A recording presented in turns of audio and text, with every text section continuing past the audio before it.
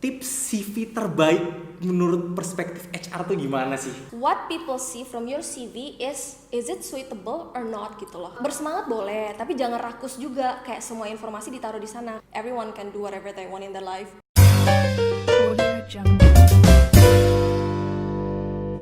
What's up? Oke, guys, kembali lagi di After Work di episode 8764. Wow, so amazing. Emang banyak banget kita video-videonya karena after work kita selalu ngerjain after bekerja gitu. Kemarin banyak banget nih yang nanyain ke gua, itu kayak di channel kita juga di DM segala macam, banyak banget yang ngomong, "Kak, gimana bisa masuk perusahaan A? Kak, gimana bisa masuk perusahaan B? Cara buat CV gimana, Kak?" segala macam. Dan gue coba jawab dengan my experience kan. Nah, ini gue bawa langsung deh orang HR-nya. Kalau misal katanya XR praktisi HR-nya langsung. Langsung, Mbak Rosi. Terima kasih. Oci yang manggilnya? Iya, nggak apa-apa. Nggak apa-apa ya. Biar ikrip. Biar agak akrab lah ya. Biar ya you know lah ya. Tapi guys, ya, seperti yang udah kita tahu, gue harus jelasin lagi sih. Yang kita undang di sini adalah biasanya orang kaya, sukses banget, terus kayak muda, cantik, terus menawan. Udah semua yang gue undang di sini. Ya lu udah bisa ngeliat dong dari tamu-tamu gue gimana. Apalagi dari pembicaranya gitu. Untuk gak dibilang kebalikannya ya. Iya, makanya gue jadi pembicara doang nih. Oh gitu, bener. Oke, boleh. Nah, Ci, mau nanya nih, sekarang lagi kerja di mana? Sekarang aku lagi kerja di salah satu tech company sih. Oke. Di Indonesia. Di Indonesia ya. Jadi bagian HR gitu juga atau people? Jadi kalau dari timnya masih tim HR, tim people. Tapi kalau untuk spesifikasinya gue lebih working on employer branding. Jadi kayak gue megang sebuah produk project gitu, dan kebetulan gue yang create kayak plannya, strateginya, sama membangun project ini dari awal sehingga bisa lebih besar lagi gitu sih. Masih meragukan? Masih? Nggak mungkin kan, lu pasti sekarang udah mulai nonton kan setiap detiknya kan, nggak mungkin skip. Tahu gue yakin. Semoga ya, amin. Nggak, tapi pasti ini karena udah HR perspektif banget nih. Ci, gue mau denger nih. Kan kemarin nih di video yang sebelumnya nih ya, yang sebelumnya ini katanya akuntan kan, lulusan akuntan terus tiba-tiba jadi HR. Wow, itu bener-bener. Ini jujur kayak selama itu gue mikir yang gue lulusan kelautan gitu kan kayak, aduh gue bisa gak jadi HR? Gitu kan kayak, what do you think about that gitu kan? Jadi sebenarnya gini, mungkin gue bisa kayak coming up sama stereotip yang paling sering banget didengar sama setiap orang yang kerja di HR. Kayak, oh kerja di mana? HR, psikologi ya gitu. Kayak itu by default setiap kali orang tahu somebody is working in HR, mereka pasti mikirnya, oh ini orang pasti dari psikologi nih gitu. Tapi sebenarnya one thing yang gue pengen everyone knows gitu, no matter apapun background yang lu punya, kalau misalnya memang lu punya capability dan kompetensi yang memang dibutuhkan oleh seorang HR, it doesn't matter, lu tetap bisa coba fight for it gitu loh, dengan lu coba fokus on poin-poin itu yang bisa ngebuat lu bakal ngebantu role HR-nya sendiri. Jadi contoh nih, misalnya gue akuntansi gitu ya, terus I know that I really have a very big passion dengan people gitu, kayak I put so much passion on people gitu, dan dari sana pun juga gue started to see that I wanna work with people. Di sanalah gue kayak okay, then I think I need to work in HR because gue ngerasa ketika gue work in HR, I can really interact with a lot of people dan gue bisa living my purpose gitu loh, untuk activate a lot more people gitu. Jujur itu sangat menginspirasi sekali. Kayaknya udahan aja podcastnya nih. Atau Jangan baru mulai. Gue begitu dengerin, Pak, ini saya boleh pindah HR nggak? Canda. Itu possible Possible nih. Sebenarnya gini, jadi brutal fact-nya adalah di mana gue tempat bekerja sebelumnya itu, kalau misalnya teman-teman tahu background HR sendiri, orang-orang HR itu pada beragam banget. Ada yang dari teknik elektro, ada yang dari teknik geologi, ada yang anak biologi, ada yang anak HI bahkan, and they are actually HR people gitu at the end of the day. Jadi very possible gitu, kayak dimulai dengan bismillah aja loh. Bentar bisa buat email dulu kan? Jadi nggak masalah lu backgroundnya apa, tapi kalau misalnya memang lu punya compatibility-nya gitu ya, lu punya capability-nya untuk bisa working in HR, feel free untuk coba gitu, why not? Bukti nyatanya gue dan teman-teman gue yang kerja di HR yang bukan dari background psikologi. Jadi, bukan mendiskreditkan psikologi ya, karena we still have a lot of people. Ya karena emang penting juga kan psikologi gitu. Tapi emang nggak menutup kemungkinan dan apapun. stereotip psikologi HR dan hanya orang psikologi yang supposedly masuk HR itu harus di break banget sih, kayak everyone can do whatever they want in their life. Ya. Sure. Beda ini banyak banget nih. Mungkin lu juga penonton pasti kepo banget.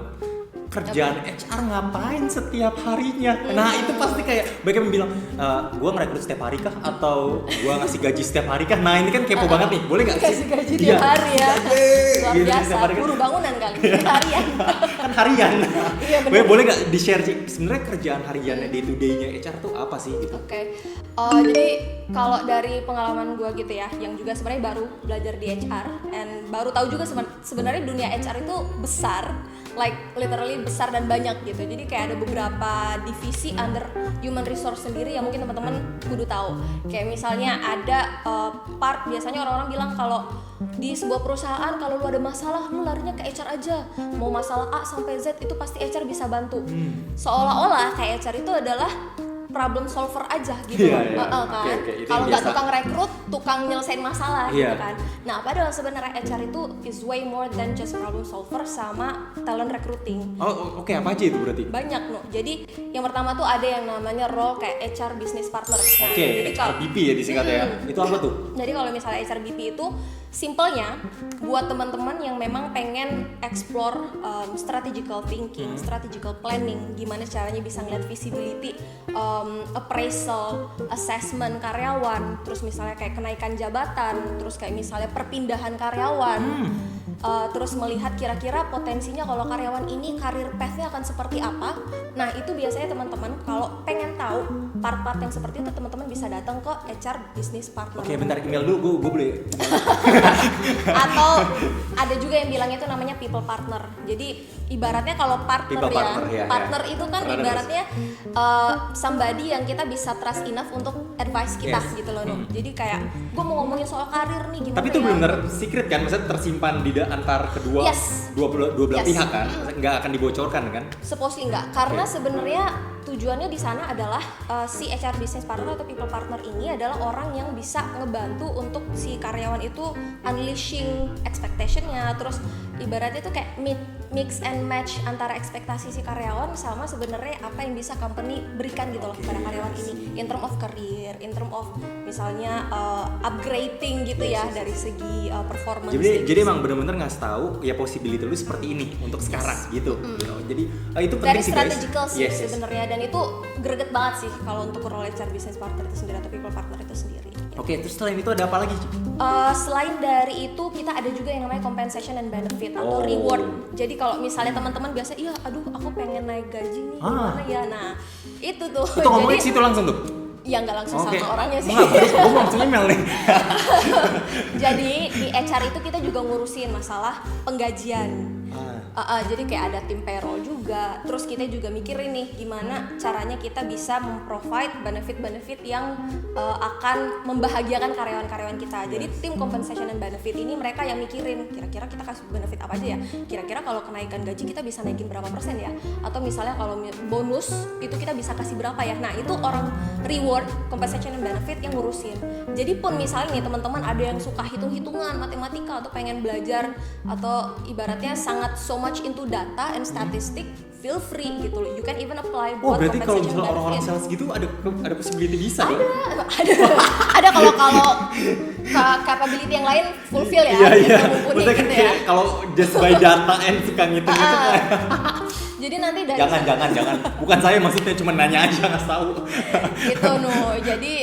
Jadi kita tuh nggak hanya sekedar kasih gaji doang, tapi kita juga mikirin nih kira-kira gajinya ini cukup nggak ya? Ya. Apakah gaji yang kita provide itu kompetitif nggak ya sama perusahaan-perusahaan lain yang kayak gitu loh? Itu juga Ya, itu HR penting ya? Penting. Terus ada ini Karena nggak sih ada bar satisfy-nya itu kepuasannya gitu nggak sih karyawan gitu? Apakah ada kan bar? kita juga pasti selalu take survei ya, Iya. gitu. Kita pasti take survei mengenai benefit. Kita juga pasti ngeliat ini kayak dari segi bisnis yang sama, industri yang sama itu seperti apa sih sebenarnya benefit-benefit yang dikasih.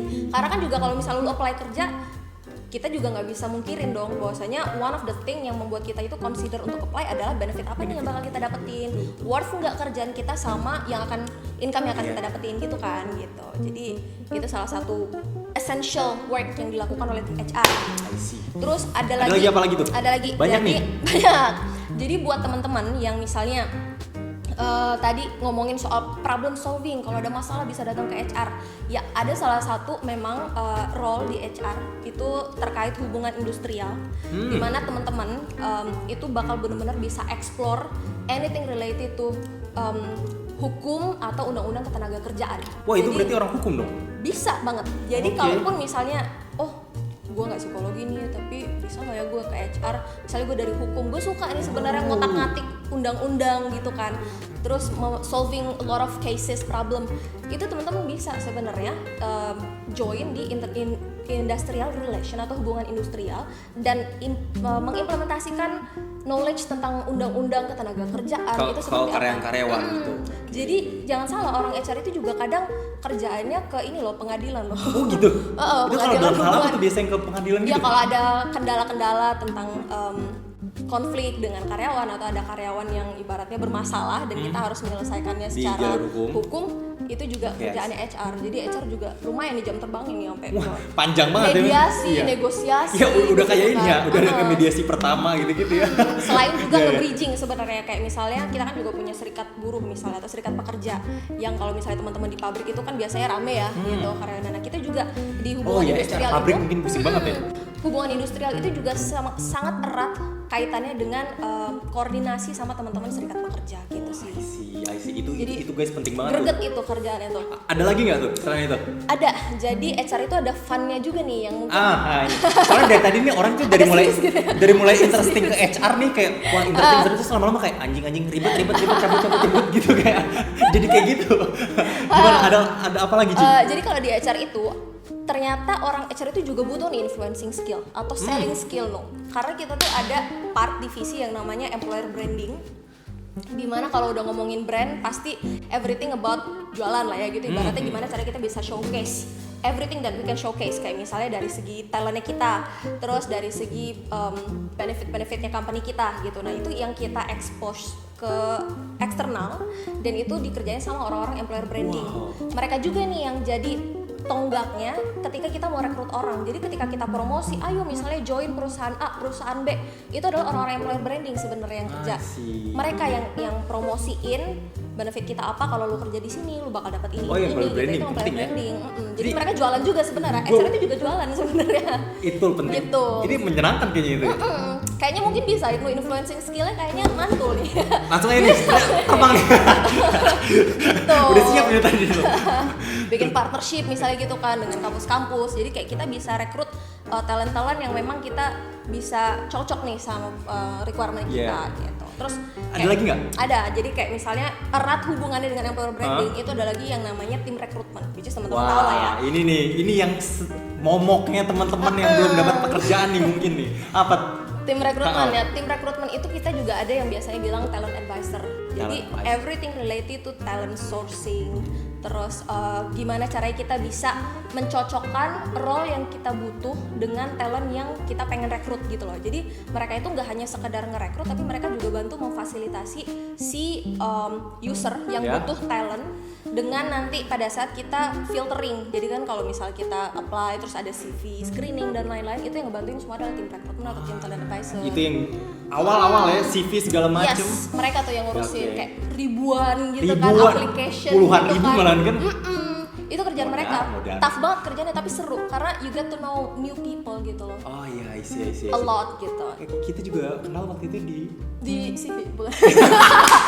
jadi sebenarnya sesama CV gitu kayak Rosi, Ibnu gitu kayak nggak canda-canda. Ketemu ya kita ya. Iya, Pas ketemu. rekrutmen kita ketemu sih emang. Bisa jadi. Oke. Anyway, Kita balik lagi balik ke lagi nih. role HR. Role Terus HR. ada lagi yang kalau misalnya teman-teman ngurusin anything related to administration. Jadi HR itu juga sebenarnya melakukan administrative work. Kayak misalnya kita tuh ada function atau department yang namanya Human Resource HRS, Human Resource Services and Services atau People Experience and Operations. Dimana kayak anything related to misalnya kayak ada surat pindah kah, surat tugas kah, ya, itu. atau ibaratnya yang ngebantuin kalau misalnya karyawan lagi ada problem-problem yang sifatnya itu quite personal tentang journey si karyawan. Selain dari karir ya, kalau karir kan bisa kayak HR business partner, tapi kalau misalnya kayak benefit gue gimana nih, kenapa ya bonus gue belum cair kayak gitu-gitu, nanti dibantuin sama tim HR services atau tim people experience and operation. Itu misalnya kayak bos gue kurang ini nih, gue kayaknya butuh dibantu untuk fasilitasi, misalnya kayak tim session atau kayak gitu-gitu, nanti bisa curhat juga tuh. Jadi kayak at the same time bahkan kalau bisa bikin ini ya, bisa bikin bos agak lebih baik. Kalau misalnya iya, dicolekin. Soalnya banyak banyak rahasia. Banyak denger cerita gitu dari teman-teman yang kayak, yo waktu itu HR service gue bantuin gitu kayak. Ya udah. Jadi ada lagi nggak? Macam-macam. Nah, kalau untuk overallnya sih HR kurang lebih gitu. Oke, itu guys, itu bener-bener lu sekarang udah pada tinggal pilih lah mau HR yang mana nih sebenarnya. Apapun jurusan lu ada dong possibility-nya ya tadi yang kayak Oci bilang kan. It's huge. Silakan mau daftar HR saya jangan tanya saya lah, ini soalnya ditonton saya tuh. Jangan, ini udah kayak my wish gitu tapi online, jangan skip. Nah guys, ini sekarang kita kembali ke pertanyaan yang sangat hot banget nih. Nah ini langsung dijawab oleh praktisi HR-nya atau ya udah orang HR-nya lah, wong HR lah kalau kata orang Jawa mah ya. Nah ini mau nanya nih, boleh nggak? Tips CV terbaik menurut perspektif HR tuh gimana sih gitu? Oke. Gimana Ci? Jadi sebenarnya gini, disclaimer dulu, kalau misalnya teman-teman searching, googling gitu ya, atau mungkin di YouTube, you can find a lot of points gimana caranya bikin CV yang mantul, gimana caranya tampilan CV yang bagus kayak gitu. Tapi kalau dari gua, what I can advise gitu, yang paling penting itu adalah gimana caranya teman-teman bisa pakai sistem cocok logi. Cocok logi seperti apa? Kayak gimana tuh maksudnya? Jadi gini dong. Ketika kita mau apply ke sebuah company, mestinya kan kita udah tahu dulu nih kayak company itu apa, produknya apa, objektifnya apa gitu ya. Jadi kayak kita udah tahu nih gambarannya kalau aku udah mau masuk dong, departemen ini, ya? aku mau masuk departemen ini kira-kira potensi requirement skill yang dibutuhkan tuh apa aja. Nah, jadi jangan malas-males sebenarnya untuk selalu upgrade CV kamu setiap kali mau apply buat beberapa posisi yang berbeda gitu loh. Kenapa? Karena banyak orang melakukan kesalahan di mana dia bikin CV itu terlalu general. Jadi kayak saking semangatnya nih, achievement dari TK sampai kuliah. Ada itu dari TK ada. Ada, gue nemuin sih. Pak, saya pernah juara loh di TK. Naikin lah saya jabatan nih. Gitu loh. Jadi kayak kadang ya kesalahannya tuh di sana. Jadi kayak kita tuh is not smart enough dan tidak wise enough untuk memprioritaskan informasi apa yang sebenarnya kita harus put di sana gitu. Misal, kalau aku tuh pengen apply ke perusahaan ibaratnya startup industrinya, gitu. Ya startup gitu. Bagiannya marketing misalnya gitu kan. Fine. Tapi salah satu achievement yang pernah gue dapetin itu misalnya gue pernah lomba cerdas cermat misalnya gitu. Lomba cerdas cermat terkait science misalnya gitu kan. Kayak nggak nyambung gitu. Ini bukan masalah lombanya, bukan achievementnya, tapi masalah nyambung atau enggaknya. Jadi apapun informasi yang lo put di CV itu pastikan informasinya adalah informasi yang memang dibutuhkan. Kalau misalnya nggak tahu, kalau untuk marketing butuhnya apa? Googling. Biasanya kalau orang yang marketers yang baik itu mereka butuh skill apa-apa aja nih. Nah, nanti assess dari sana. Lo itu udah punya capability apa? Kalaupun lo misalnya belum expert, it's okay. Misalnya just put first, nanti tinggal put aja levelnya misalnya beginner, intermediate, or tapi advanced. Just put it. Iya, karena what people see from your CV is it suitable or not gitu loh. Requirementnya cocok apa enggak. Itu penting loh, is it suitable or not. Itu penting banget ya. Jadi bersemangat boleh, tapi jangan rakus juga kayak semua informasi ditaruh di sana. Karena inget loh, kalau misalnya recruiter itu mau rekrut karyawan, saingannya pasti banyak kayak ribuan misalnya gitu ya. Dan kalau misalnya CV lo dilihat pertama dan itu kayak informasinya too much dan nggak begitu relevan sama apa yang mereka pikir, terserah mau lu dapet achievement 100 achievement atau ranking 1 nasional juga gitu. Piagam sebanyak apapun itu nggak akan kelirik karena ya you're just not what they want gitu loh. CV dibaca banget dong sama. Of course. Oh, oke, itu penting loh guys. Itu yang pertama kali jadi impressionnya. Impressionnya tuh dari sana. Jadi be wise, prioritaskan informasi yang relevan dan cocok sama role yang lo pengen apply gitu. Dan nggak usah maruk banget lah gitu. Kayak mereka ngerti kok mereka butuhnya apa, straight to the point aja. gitu. Thank you banget. Itu lu udah dikasih tips atau gimana? Pokoknya abis ini gue mau tolong tulis di kolom komentar kayak alhamdulillah Kak, berkat Kak Oci, terima kasih Kak Yogi. Ini tolong ya semua ya, semoga amin amin, semoga ini bisa memberikan kebaikan ya. Yes. Amin amin. Terus Ci, ini mau nanya lagi nih. Habis CV kan pastinya kan banyak ya proses interview ataupun ada FGD segala macam ya, beda-beda lah setiap perusahaan, tapi yang paling umum biasanya tuh CV terus interview kan. Nah itu ada nggak sih tips dari HR gimana cara naklukin interview gitu kan? Nah ini menarik banget nih Nuh. Jadi banyak banget teman-teman yang datang ke gue bilang, aduh gimana ya, gue udah interview 10 perusahaan tapi nggak jebol-jebol gitu. Apa gue sejelek itu ya gitu, atau apa gue segitu nggak kompatibel ya gitu. Nah sebenarnya yang gue pengen teman-teman juga tahu, ketika lo belum keterima untuk sebuah pekerjaan setelah interview proses, don't judge yourself too early bahwasanya lo adalah kandidat yang jelek. Karena sebenarnya percayalah, orang HR itu nggak pernah ngejudge seorang kandidat itu berdasarkan talent yang jelek atau talent yang nggak jelek gitu. Kayak kita we don't discriminate gitu loh. Penting ya. Karena sebenarnya what we look is the person who is suitable. Jadi kayak the right position for the right people gitu. Jadi kayak ya opsinya kalau misalnya lu nggak keterima ya berarti mungkin lu belum cocok untuk role itu, tapi bukan berarti lu jelek gitu loh, bukan berarti lu nggak bagus gitu. Bisa jadi strength yang lu punya itu would be better in another role ya, gitu sih. Jadi bukan berarti ditolak nggak bagus gitu kan, cuma nggak jadi jangan fit aja bersedih hati gitu. dulu Nggak tepat gitu. aja, belum tepat. Ibarat jodoh jadi kayak kalau misalnya nih ya, lu ketemu orang nih, cakep banget nih, misalnya gini, mau secakep apapun orang ya, kalau chemistry yang nggak dapet, ya tetap belum berjodoh aja gitu. Tetap gue nikahin. Enggak. Ya gimana dah, kurang koordinasi nih kita nih Enggak. Gitu, jadi cocok-cocokan juga sebenarnya gitu loh untuk pekerjaan itu sendiri. Sama yang mungkin gue bisa advice juga kalau misalnya teman-teman interview itu really focus on your strength. Karena kan ibaratnya interview itu kan macam-macam ya durasinya. Kadang ada yang lama, kadang ada yang sebentar banget gitu loh. Kayak tahu-tahu pertanyaan 1, 2, 3, 5 udah kelar gitu kan interviewnya. Jadi lu juga harus coba be smart on your time management sama informasi yang lo kasih.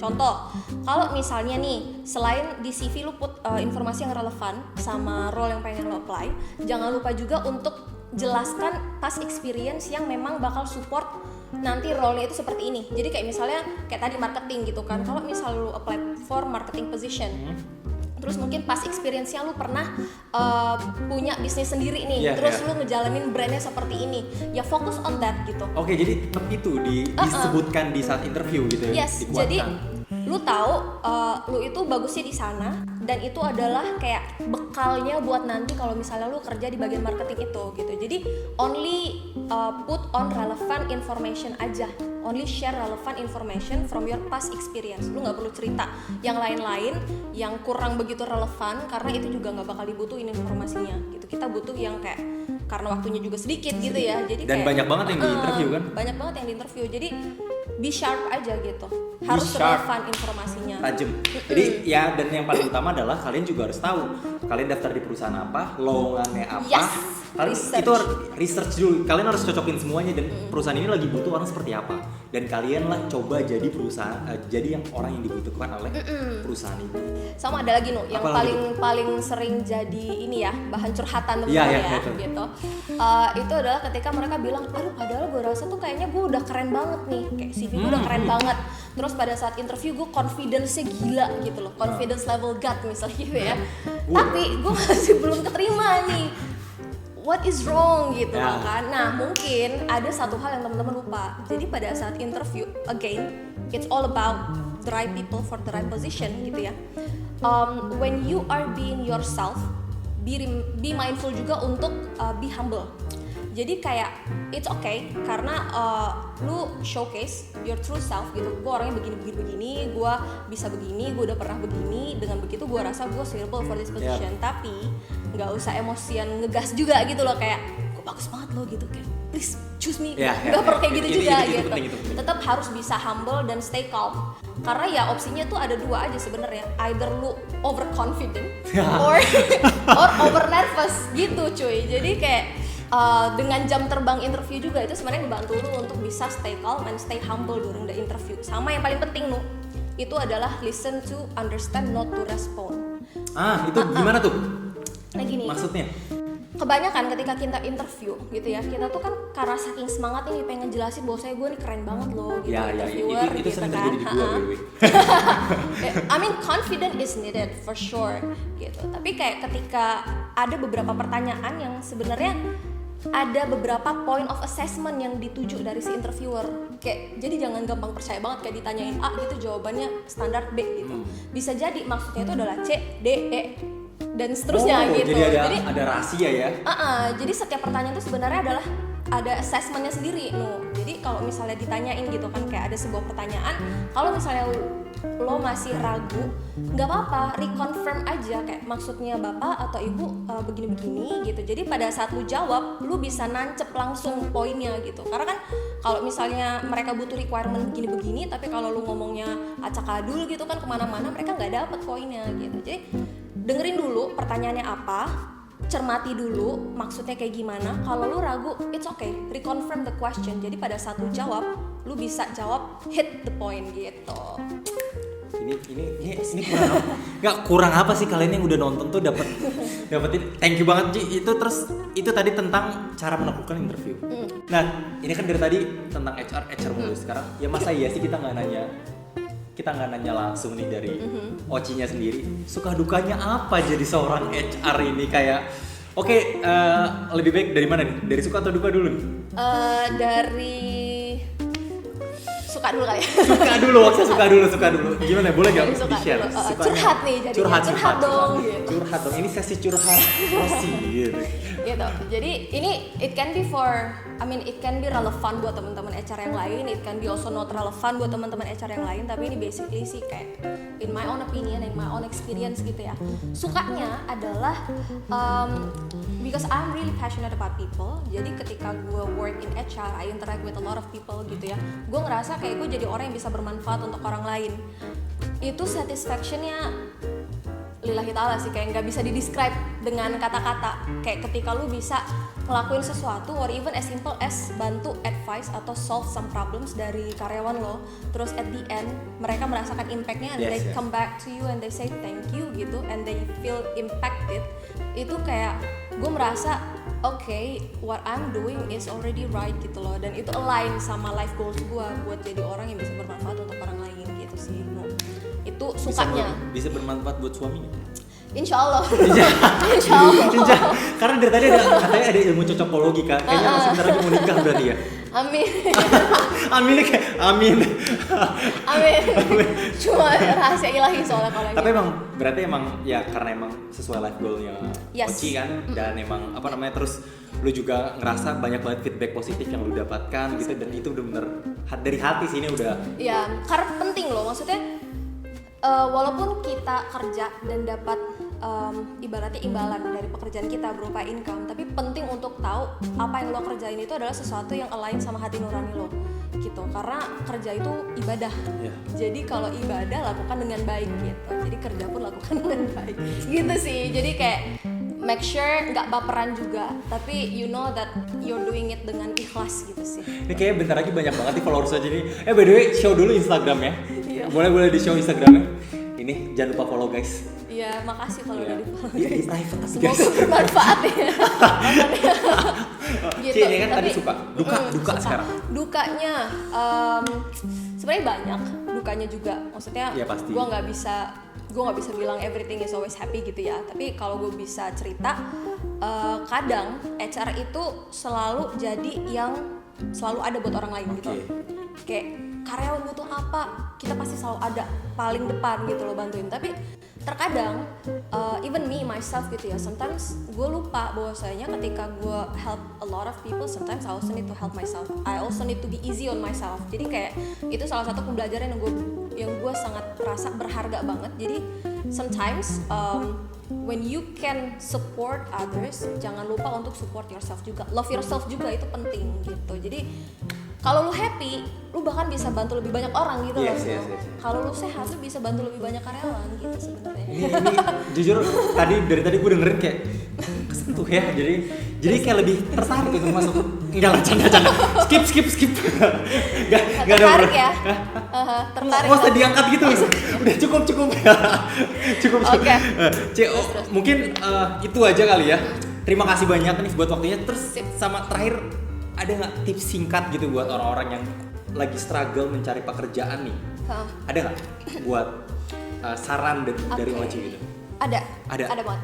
Jadi terutama ya dalam kondisi COVID sekarang, gue banyak banget dengar cerita dari teman-teman yang mungkin unfortunately harus kehilangan pekerjaan atau kondisinya lagi unfortunate aja buat banyak orang gitu. Tapi satu hal, even pun buat teman-teman yang baru akan memulai ke dunia kerja dengan kondisi sekarang pun, jangan khawatir dan jangan panik bahwasanya lu ketinggalan dari yang lain atau mungkin lu kayak telat dari yang lain, karena semua orang tuh punya timeline masing-masing for sure gitu loh. Even pun gue tadi gue juga udah cerita mungkin sebelumnya ya, gue itu baru start kerja aja tuh setelah 2 tahun gue lulus, baru gue start looking for job gitu loh. While teman-teman gue yang lain udah pada meniti karir, udah macam-macam lah gitu loh.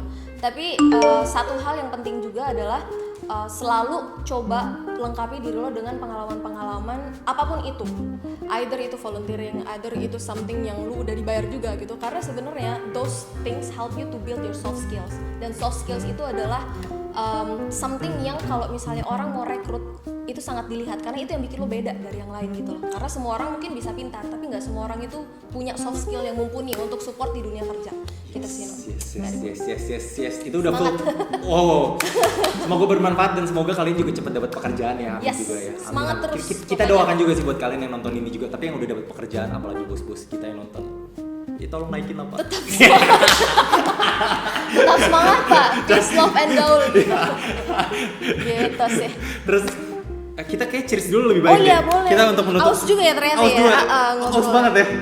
Ini perlu ditambah nggak? Enggak sih Udah ada. Cukup. Udah aja. Ada ibu. Ini vodka 70% loh guys. Sampai habis nih hari ini. Malu ya berjilbab ya Wak. Oke, kita semoga Air Zam-Zam. Bismillahirrahmanirrahim. Semoga Rosi selalu diberikan kesehatan, amin, karirnya juga. sukses, dan mendapatkan jodoh ya. Amin. Amin ya, amin.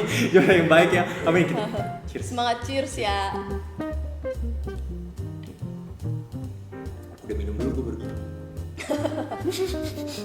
Thank you semuanya. Ya, guys, jadi itu aja dari kita. Jangan lupa tulis di kolom komentar kalau misalnya kalian ada ide-ide lain siapa yang harus kita wawancara, atau misalnya lagi relevan nih dengan Rosi ini dengan HR sendiri, kalian bisa tulis di kolom komentar, nanti kita akan sambungin ke Rosinya, terus kita bantu jawab di kolom komentarnya kalau misalnya kalian banyak pertanyaan ya guys ya. Terus jangan lupa like, share, and subscribe channel kita selalu, biar kita selalu bisa memberikan inspirasi positif buat kalian pastinya dong. Oke, kita dari After Production and see ya.